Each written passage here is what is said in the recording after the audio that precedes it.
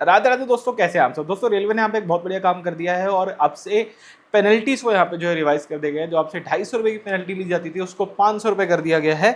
लेकिन ये अपडेट सिर्फ एक छोटी सी ही नहीं है, ठीक है। इसमें बहुत सारी चीज़ें की गई हैं। आज की वीडियो में डिटेल पर चर्चा करेंगे इस पूरी चीज़ को लेकर के कि आखिर रेलवे ने यहाँ पे क्या कुछ किया है। दोस्तों नेक्स्ट टाइम जब आप ट्रेन में ट्रैवल करें और टीटी आपकी पेनल्टी लगाए डबल, तो इस चीज़ का जरूर से ध्यान रखिएगा कि वो इस नियम का पालन कर रहा है।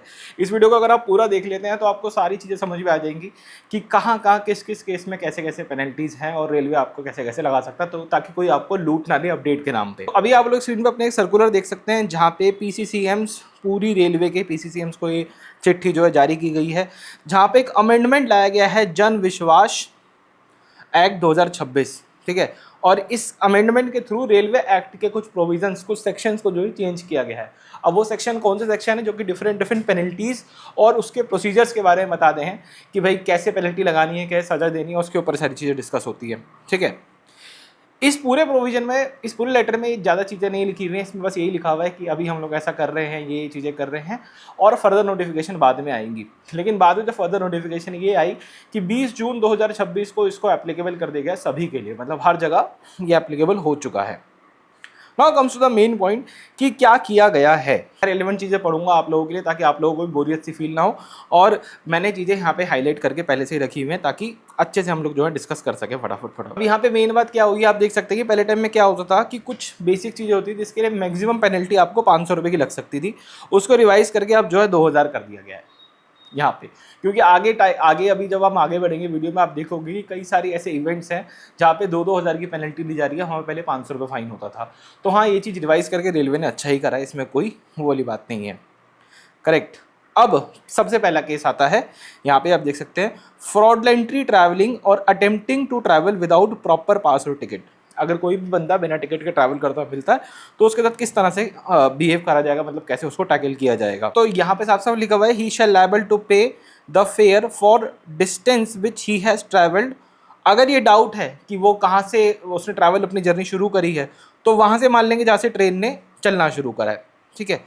Provided that also pay the excess charges equal to due charges mention here in subject to the minimum of 500। अब यहाँ क्या बताया जा रहा है कि आपको मिनिमम 500 रुपये का चार्ज यहाँ पे देना पड़ेगा।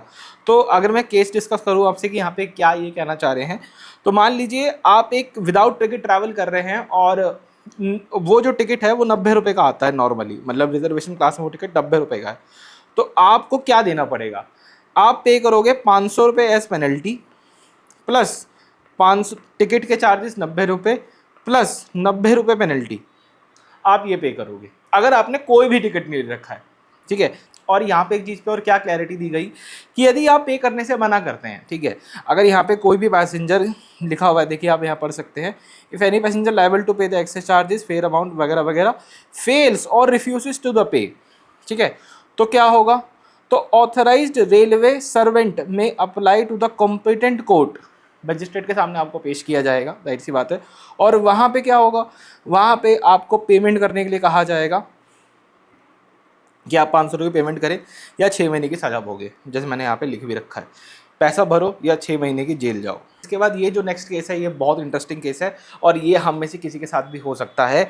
सबसे पहले ट्रांसफ़र ऑफ टिकट क्या होता है ये आपको पता होना चाहिए, ठीक है। मैं मान लीजिए मैंने कहीं की टिकट बुक कराई, दिल्ली से मुंबई की टिकट बुक कराई, अब सडनली मैं नहीं जा रहा हूँ या मेरी मम्मी जाना चाहती है, मेरे पापा ट्रैवल करना चाहते हैं, तो जिनके साथ मेरा ब्लड रिलेशन एग्जिस्ट करता है मैं सिर्फ उन्हीं को अपनी टिकट जो है ट्रांसफ़र कर सकता हूँ, अदरवाइज मैं टिकट ट्रांसफ़र यहाँ पे नहीं कर सकता।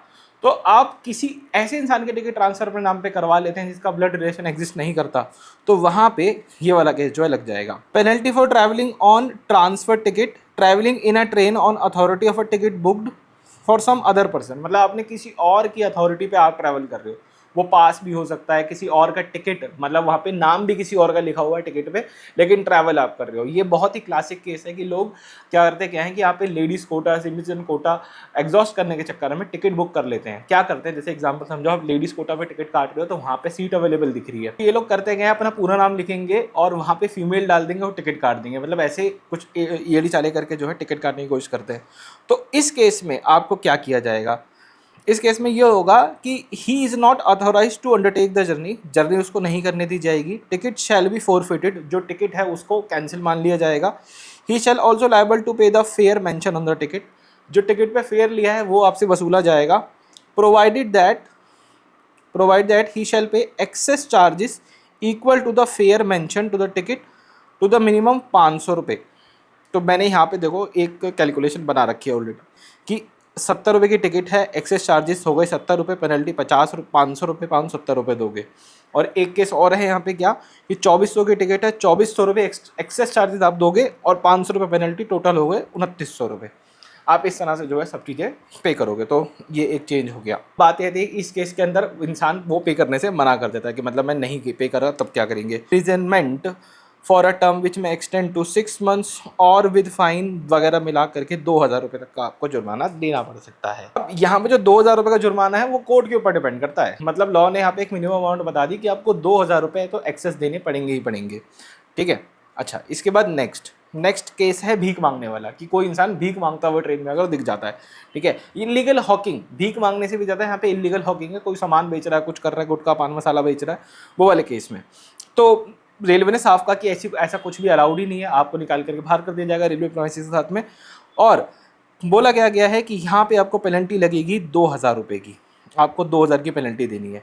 अब फिर वही केस आता है कि बंदा कर देने से मना कर देता तो क्या होगा, 3 महीने की जेल होगी, 5000 कोर्ट के अंदर आपको पे करने पड़ेंगे, मतलब मजिस्ट्रेट के सामने अगर आपको पेश किया जाएगा तो वहाँ 5000 रुपये पे करेंगे। उसके बाद यहाँ पे लिखा हुआ है कि भाई भीख मांगना किसी को अलाउड नहीं है रेलवे के अंदर। अच्छा, इसमें आता है एक ड्रंकनेस एंड न्यूएंसेस, ऐसा अगर कुछ भी करता हुआ, मतलब दारू वारू पी ली है, लोगों को परेशान कर रहा है, ऐसे वाले केस में क्या है कि भाई सिंपल सी बात तो ये है कि उस इंसान को ट्रेन से उतार लिया जाएगा, करेक्ट, और उसके टिकट को फोरफिट कर लिया जाएगा। फोरफीचर का मतलब होता है कैंसिल कर देना, जब्त कर लेना, कि आपके टिकट या पास को जो यहाँ पे फोरफिट कर लिया गया है।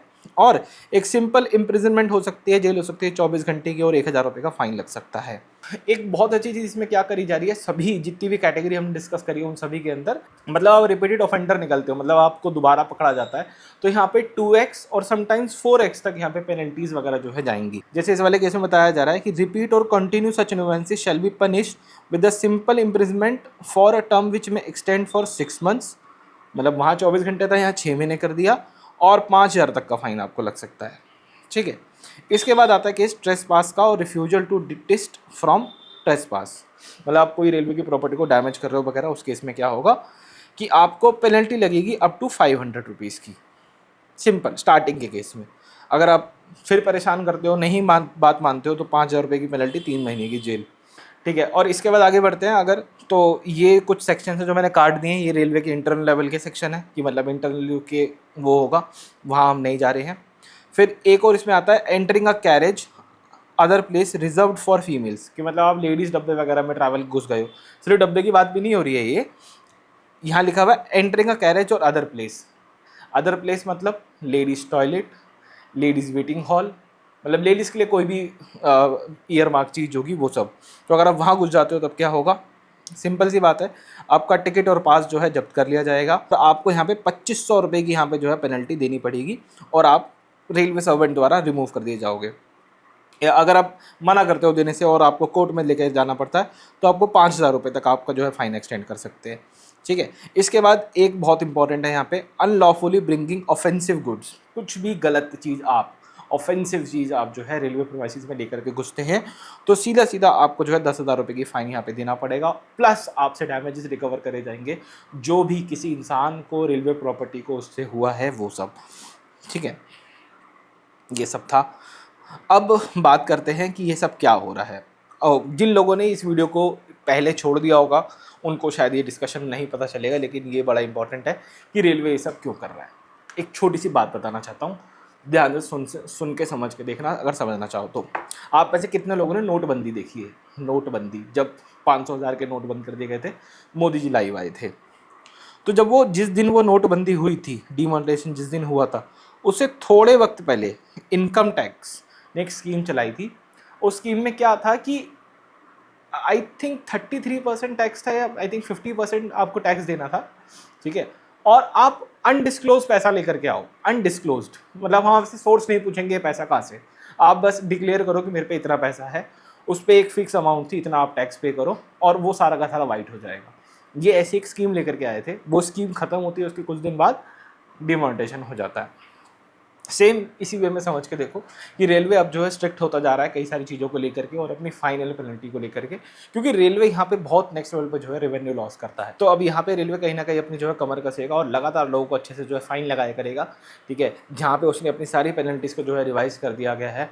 और आप लोग प्लीज़ कमेंट में बताइएगा कि आप लोगों को कैसा लगा और किस हद तक इन पेनल्टी को जो है बढ़ाया गया है, आपको सही लगी, ठीक है। यदि कोई भी कन्फ्यूजन हो, कुछ भी हो, कोई भी केस ऐसा लग रहा हो जो समझ में ना आया हो, तो प्लीज़ मुझे कमेंट्स में बताइएगा। इस वीडियो में इतने रखते हैं। राधे राधे।